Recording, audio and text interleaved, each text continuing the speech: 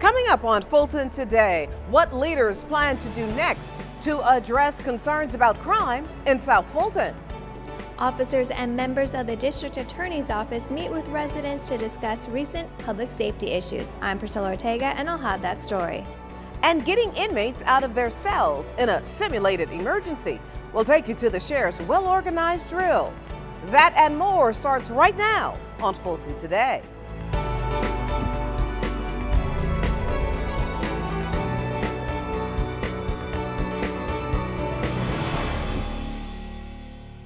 Welcome to Fulton Today, everyone. South Fulton residents and civic groups meet with police for a cup of coffee following a string of crime incidents in their community. FGTV's Priscilla Ortega has been following this story, and she has the latest. Priscilla? Residents came here to the Southwest Library to discuss a recent rash of crimes in the area, particularly at gas stations. Now, officers and members of the District Attorney's Office say these types of events help get feedback from the community as well as build relationships. Have some coffee, all right? Have some Danish, grab you a police officer, and talk their head on. In a packed room where residents were supposed to just mingle with police during the most recent Coffee with a Cop outing, because of recent crimes at gas stations, the conversation took on a more serious tone. Something needs to be in place to focus on these parents. Why are your child at BP? Questions like that were the main concern for many here, and police listened. So too did the South Fulton community prosecutor. Law enforcement says having the conversation is key for coming up with solutions. So with our citizens, all right, we can't police them if we don't know what their needs are. All right, so again, we go directly to our citizens, and our policies, our practices are all shaped, molded, all right, with them in mind. And citizens are giving their input. Obviously, something like this, the coffee is great.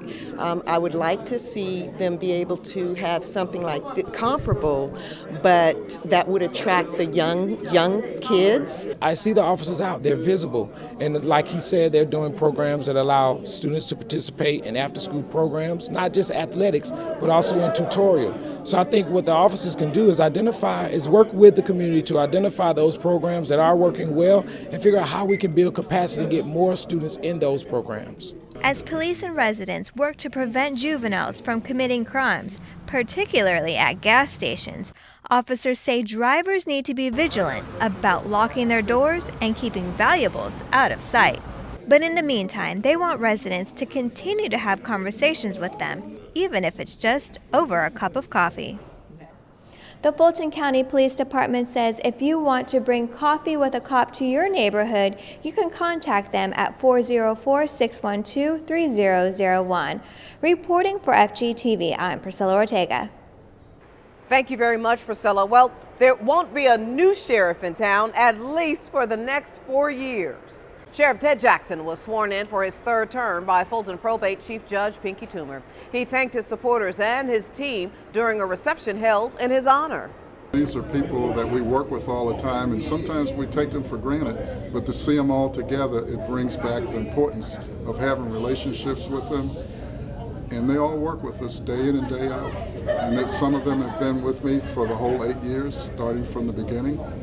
And we couldn't get our job done without the input from others. Held in the judge's dining area in the Justice Center Tower, it gave officials and colleagues the opportunity to congratulate the sheriff firsthand. He's always been a big supporter of the Sandy Springs Police Department, and I just wanted to show my support for the sheriff for his next 4 years. He's always been a friend for the police department and helped us out whenever we needed help, and he's always been there for our police department.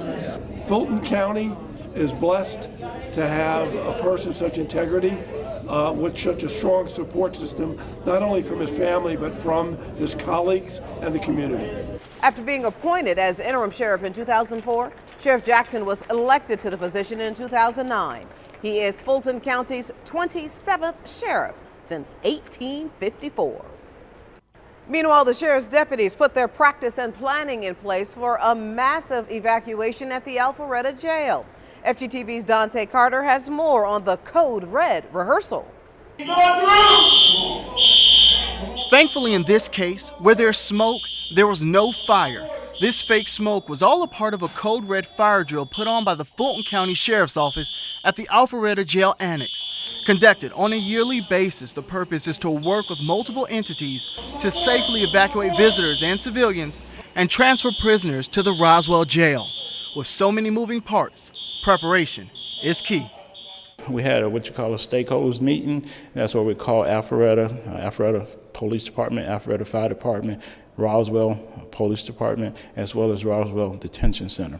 We all came together at what we call a stakeholders meeting, and we had a meeting, we sat down and we talked about the procedures and what needs to take place in case if there's a fire, which is a code red here in this jail. After the alarm was activated, 4 stages of code red were executed. Stage 1. That's when we acknowledge that there is a fire. Once the fire has been acknowledged and it has been determined it can't be extinguished, next is stage 2. At that point, we take the inmates from the hazard zone to the safe zone. After a head count in the safe zone, if it's determined there's still a threat of fire, stage 3 comes into play. We move them from that location across to the next location, which is get ready to put them on the bus. After the bus has been loaded and the fire threat worsens, it's time for stage 4. We move out of the facility and we go to the facility which we chose, which is Roswell Detention Center. With sirens blaring, the bus leaves the Alpharetta Jail, and that's when the Sheriff's Department calls on the Roswell and Alpharetta Police Departments for help. They would block all the intersection, main intersection, side streets to ensure that we have a clear path where we can go from one point to our location that we needed to get to without having to stop. When the drill was complete, all the departments involved met at the Roswell Alpharetta Public Safety Training Center for a debriefing. Overall, the Sheriff's Department felt the drill was a success. It went very well. It went really well. Everything that we had trained and led up to the year paid effect, and everything went real well today. The exercise of a mass evacuation drill is an important aspect of maintaining the accreditation of the Fulton County Jail System. For FGTV, I'm Dante Carter. Thank you very much, Dante. Well, week 2 of the legislative session is underway, and week 1 is in the books. Commissioners remain hopeful that the balanced 911 funding, provider renewal fee, and a new focus on Governor Nathan Deal's 3rd phase on justice reform are actually passed. In week 1 of the General Assembly, we saw largely ceremonial actions by both bodies, both notifying the governor that they were indeed in session for 2017, and also the election of officers. We also saw the governor's and heard the governor's state of the state address.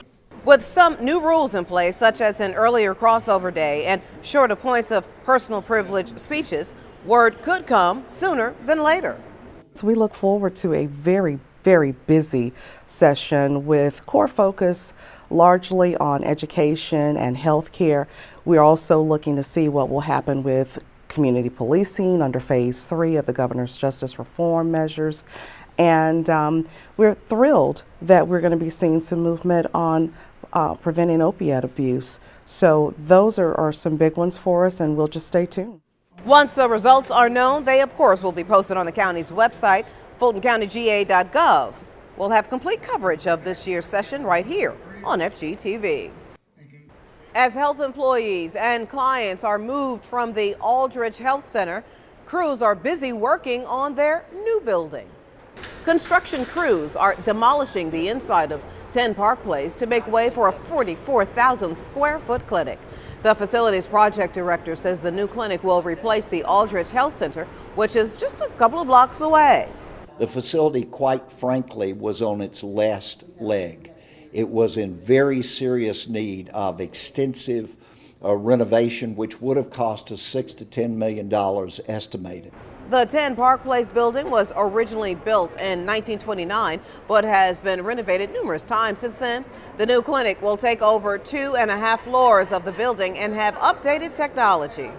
The transition out of Aldridge is expected to happen this summer when the Health and Wellness Department is revamped and moved under the state's Board of Health. So we're going to be a Board of Health as opposed to a Department of Health and Wellness, which means that they're going to have a board structure that's different than the board structure we have today. It's a separate board. The The Fulton County is still going to fund the Board of Health, but they're going to be under a separate governance structure altogether. Another transition will be the changing of the Behavioral Health Division to a separate department. We will have more on that story coming up a little bit later in the show. And still to come on Fulton Today, Fulton County has a new vice chair. We'll hear from her in our district by district coverage next.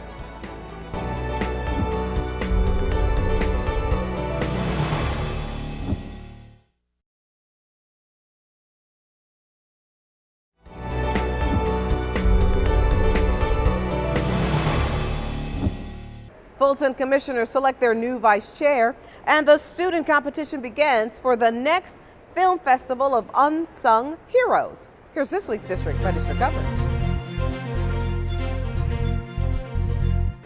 Commissioner Joan Garner has been named Fulton County Vice Chairman for 2017. The District 4 Commissioner, also known as Fulton's Health Commissioner, will represent the county in the chairman's absence. She already sits on a number of national and regional boards on behalf of Fulton, including the National Association of Counties and the Association of County Commissioners of Georgia. I will pledge to serve to the best of my ability, and as I stated earlier, I'll certainly give this my best shot. I think that we have been very successful in working in a bipartisan way over the last few years, and I certainly pledge to continue to do that. So thank you very much. Commissioner Garner was congratulated by her colleagues following the vote by her peers. The board votes on a new vice chair at the first meeting of every year. District 5 Commissioner Marvin Arrington Jr. announces the Black History Film Festival Unsung Hero Student Competition for 2017. The annual event gives aspiring film amateurs a chance to show off their work against other artists. I host this festival because I think it's important to tell these stories to our children. I think it's important that they learn from the mistakes of the past so that we can prepare for a better tomorrow. Black History Film Festival Unsung Heroes student competition's deadline is February 4th. The festival opening is at the Wolf Creek Library on February 17th and the 18th. To get details on the competition, visit FultonCommission5.com. And finally, in our district by district coverage, as the nation celebrates the birthday of Dr. Martin Luther King Jr. this week, District 6 kids get creative in crafting their own art pieces depicting Dr. King. Children at the Palmetto Library enjoyed the Dr. King and Rosa Parks Crafts Hour with the help of library staffers. I think we should celebrate his birthday because he is one of the most famous African American in history, and he did everything to have a dream, to do a speech and say, "I have a dream," and did the most famous speech in history about segregation. I have a dream about everybody in this world will communicate. White and black people, they don't have to have segregation. They could have their own way. People could go to the same area instead of white people go to this area, black people go to that area. King Day is an American federal holiday observed on the third Monday of January each year, which is right around Dr. King's January 15th birthday. And still to come, are you finding it hard already to keep those New Year's resolutions? We'll have some tips to help you stay on track. Stay with us, everybody.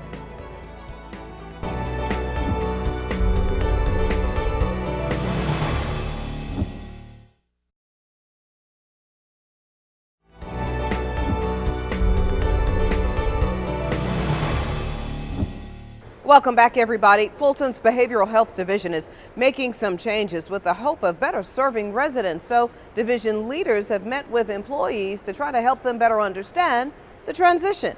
FGTV's Lynn Vaughn has the story. We've got a lot going on in the county. We've got a lot of transition going on in a lot of different offices. Behavioral health, City of South Fulton. Employees pack a conference room at the Aldrich Health Center to learn about changes coming to the Behavioral Health Division of Health Services. Fulton Chief Operating Officer Todd Long explained that in order to use county tax dollars more efficiently and to serve more people, the county will use outside vendors. Oh, it's great for the county because we're going to serve more people. That's the number one issue. There are so many people with needs, and we're not reaching out to them in the way we need to now. So doubling or tripling the amount of people we serve is very critical for us. Those vendors will specialize in behavioral health for adults, adolescents, and children. They will also tackle substance abuse issues and provide intensive case management. Long says the new service model will also allow for increased coordination to better serve schools, jails, and the homeless population. If you look at the jail population, a certain percentage of the jail population have behavioral health issues. And what happens is they come into jail, get out of jail, don't solve their problems, get back into jail. It's a vicious cycle. So we're trying to step into that whole process and really help coordinate the whole effort between school, jails, regular residents who have issues, and bring it all together under one roof. The county contracted with business management firm Ernst & Young to work on the new model of services.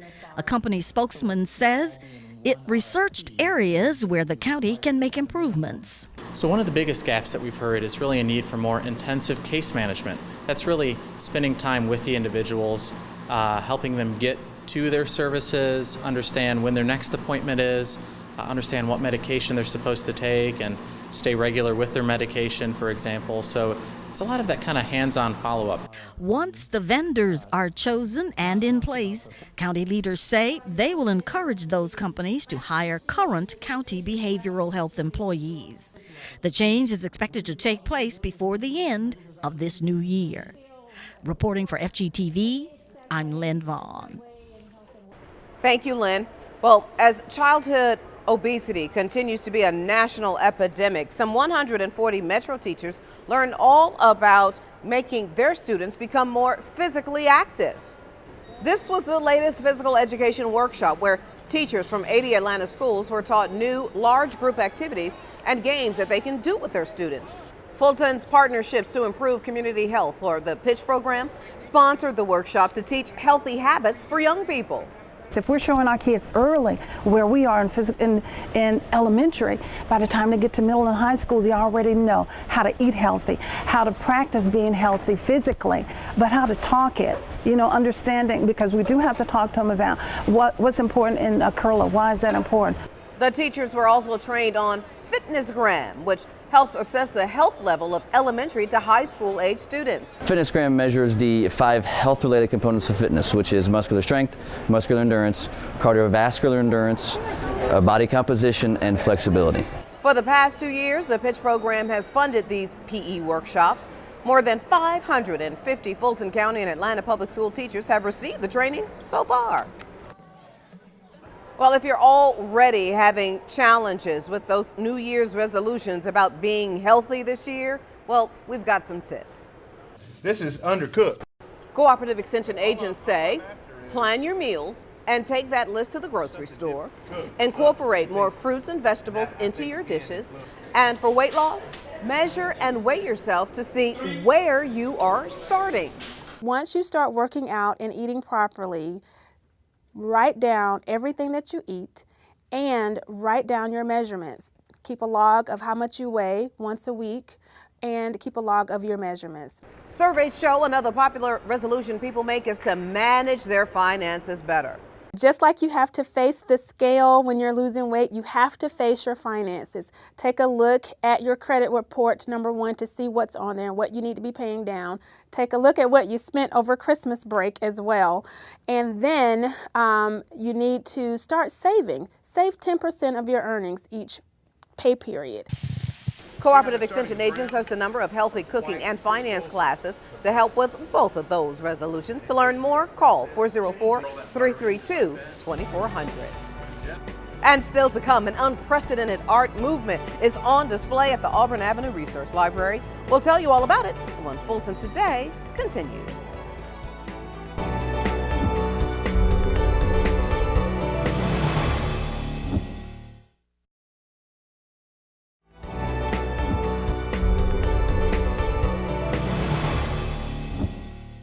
An exhibit is now on display at a Fulton gallery that showcases artwork from the Jim Crow era, a time of enforced racial segregation. It's titled The Highwaymen Legacy of a Landscape and is at the Auburn Avenue Research Library. The collection of paintings come from self-taught African Americans from the 1950s. Racial barriers prevented the artists from selling their pieces in traditional stores back then, so they often sold them out of the trunks of their cars. To get a historical background, to get information, to get an understanding of what they went through and why is this important, the historical significance of it, I think is something that we want people to walk away with. 3 of the 26 Highwaymen artists are expected to host an artist talk on February 9th at the Auburn Avenue Research Library. The public is encouraged to attend. The exhibit will be on display until March 5th. Get more information at 404-613-4001. And finally, young ballers are hoping to score big again this year. Practices are already underway for Fulton's Parks and Rec teams with players ages 5 to 17 years old. Many of the coaches are volunteers who teach the fundamentals of the game and also the importance of teamwork. The most important one drill that we teach is having pride, determination within our playing. If you don't have those things, you can't play. But, you know, being able to be a team player, have some self-determination, those are the things that I teach. Last year, the 8 and under boys basketball team had an amazing season as they went undefeated and brought home a championship. The next sports on tap for the Parks and Recreations Department is track and field. Registration for that program will start later this month. Call 404-612-PARK. That's 404-612-7275 for more information. And before we go, our reminder that we'd like to connect with you online. Check us out anytime on Facebook, Twitter, Instagram, and our YouTube channel. Well, that does it for this edition of Fulton Today. Thanks for joining us. Watch us each week for news around and about Fulton County.